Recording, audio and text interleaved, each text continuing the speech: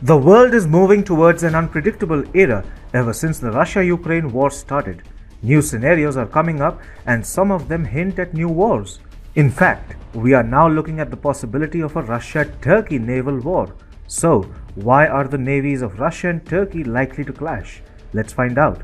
Hi and welcome to TFI Global, the foreign affairs and geopolitical analysis arm of the TFI Media Group. I am your host Sanveer. Let's begin. Turkey is playing with fire, quite literally. After the sinking of one of its vessels, Russia is looking to transit its naval vessels in and out of the Black Sea. However, Turkey has closed the Bosphorus and the Dardanelles Straits to warships since late February. Russia's patience is meanwhile wearing thin, and if Turkey still insists on keeping the straits closed, we might have a clash on our hands.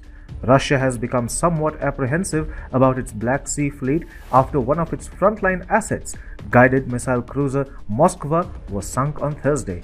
Russia too has confirmed that the warship sank. Ukraine asserts that the Russian warship was struck by Neptune anti-ship missiles fired by its forces. Meanwhile, Nikki Asia quoted a US defense official as saying, "In the wake of the damage that the Moskva experienced, all the northern Black Sea ships have now moved out, away from the northern areas where they were operating." So, what we do know is that something big has happened in the Black Sea and Moscow is concerned by that.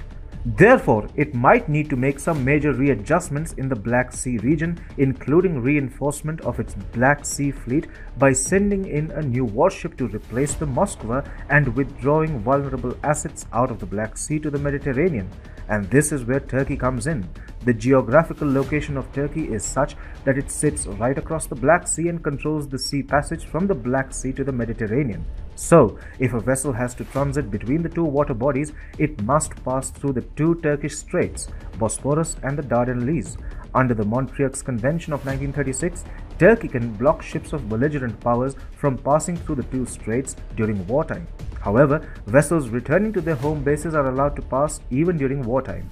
And Turkey has closed these two straits since late February when the Russian invasion into Ukraine started. This effectively immobilizes Russian Navy's Black Sea fleet.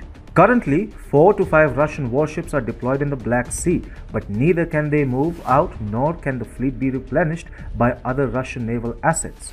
It is quite possible that Moscow may have informally requested Turkish authorities to open the two straits for its warships. However, a senior Turkish official told Nikki Asia that Turkey will not allow the entry or exit of naval vessels as long as the war continues. When asked if the conditions change if the war continues, the official said, "The answer is a clear no." Turkish Foreign Minister Mevlut Cavusoglu too said that the country is still implementing the Montreux Convention in its entirety. This is putting Moscow in a very awkward position within the Black Sea region.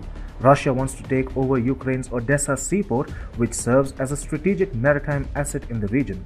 Can Kasapoglu, director of the Security and Defense Studies program, said this will seriously discourage Russia from staging an amphibious assault on Odessa. Kasapoglu added, "The odds of such a scenario have significantly diminished."